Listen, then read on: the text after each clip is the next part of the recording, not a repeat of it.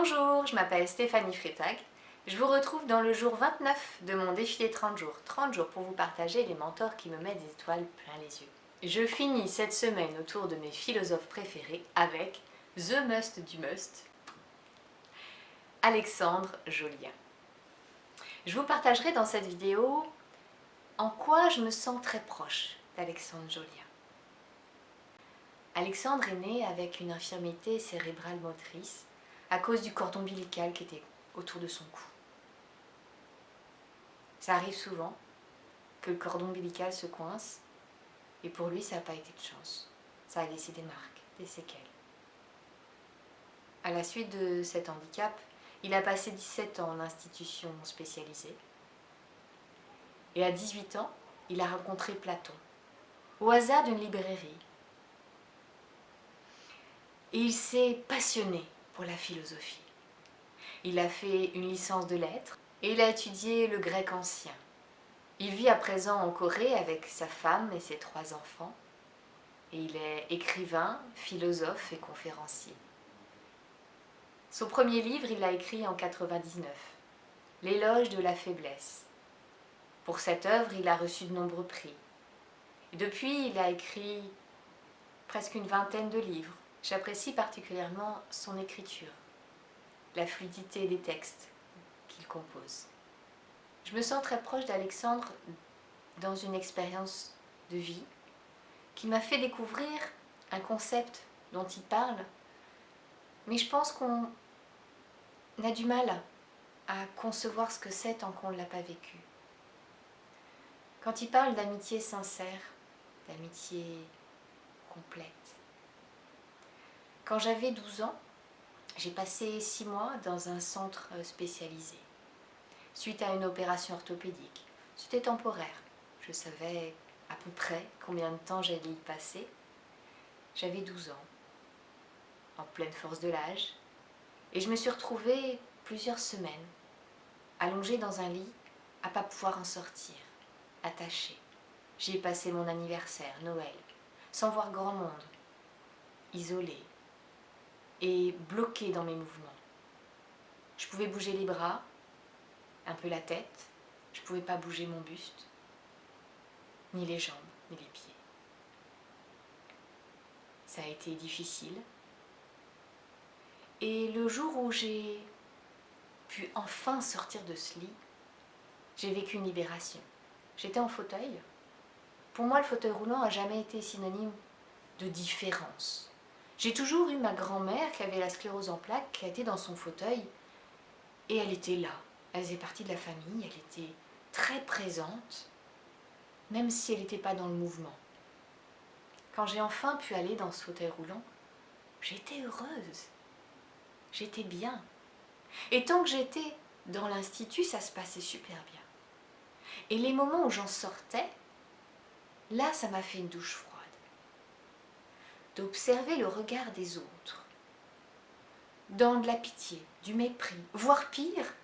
Faut pas regarder, j'ai peur de l'attraper. Non mais ça s'attrape pas le handicap, hein, c'est pas possible. Mais c'était tellement différent de ce que moi je vivais que ça m'a paru... J'ai pas compris, j'avais 12 ans en plus. Ça m'a vraiment fait un écart énorme entre ce que moi je vivais. J'étais contente d'être en fauteuil, j'étais bien, je pouvais bouger, je pouvais aller où je voulais.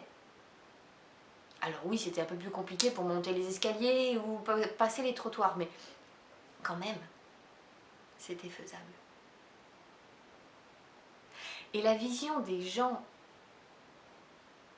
valides, ce regard m'a pesé. C'était difficile. Et il y a un autre point sur lequel j'ai eu vraiment de la difficulté une fois que je suis sortie de ce fauteuil. C'est que dans l'institut, j'ai découvert la vraie amitié. Et ces enfants que j'ai rencontrés étaient incarnés. Ils étaient dans leur corps, ils étaient là, présents, et ils avaient le cœur grand ouvert. Et j'ai rencontré des gens d'un amour énorme, qui étaient pleinement eux, qui n'étaient pas dans les faux semblants, les trucs un peu compliqués, on s'en fiche, c'est là, c'est présent, c'est comme ça. La vie, elle est trop courte pour pas en profiter. Et on était pleinement là, une amitié sincère, au-delà des différences d'âge. J'avais des amis qui avaient de 10 à 23 ans.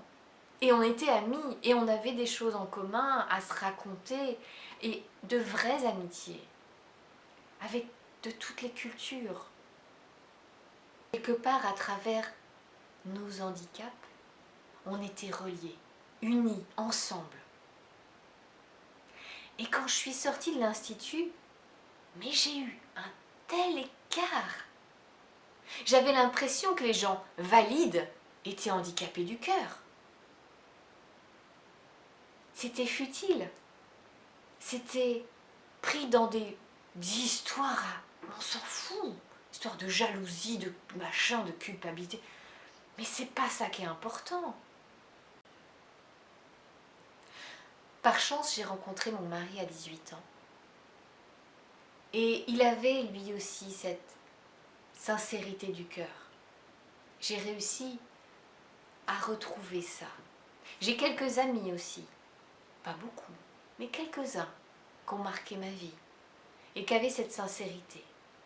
Et dans tout ce que j'apporte, j'essaye de recréer cette ambiance bienveillante où les gens sont capables d'aller se reconnecter à leur cœur, à y ouvrir ce cœur pour se reconnecter à l'être et aux autres, avec tout l'amour sincère qu'on ressent, sans faux semblant, sans chercher à être quelqu'un d'autre que ce qu'on est. On est tous parfaits tels qu'on est, avec nos parts d'ombre et nos parts de lumière, avec les valises qu'on traîne. Et on mérite d'être aimé tel qu'on est. Alexandre Jolien incarne cette présence, ce cœur, cet amour, cette douceur de l'être et ce grand penseur qui m'inspire. Merci. Merci infiniment Alexandre pour tout ce que tu apportes dans le monde, ta vie, tes œuvres, ton partage enrichissent ce monde. Merci infiniment. Si vous aussi vous connaissez Alexandre Jolien et qui vous apporte, je vous invite à partager en commentaire ce qui vous apporte pour qu'on puisse échanger ensemble.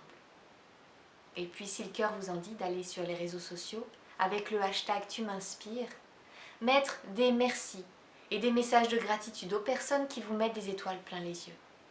Ce sont des êtres humains comme tout le monde et eux aussi, ils ont besoin de soutien parfois, un merci.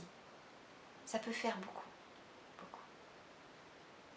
Je vous retrouve demain dans la dernière vidéo de mon défi des 30 jours avec un petit bonus et je vous partagerai ma rencontre avec Madame Marie-Mélis. À demain, je vous souhaite le meilleur, prenez soin de vous. Si vous connaissez quelqu'un à qui cette vidéo pourrait faire du bien, n'hésitez pas à la lui partager.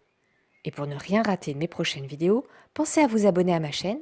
En activant la cloche, vous recevrez les notifications par mail. Je vous souhaite une excellente journée, une belle continuation et à très vite.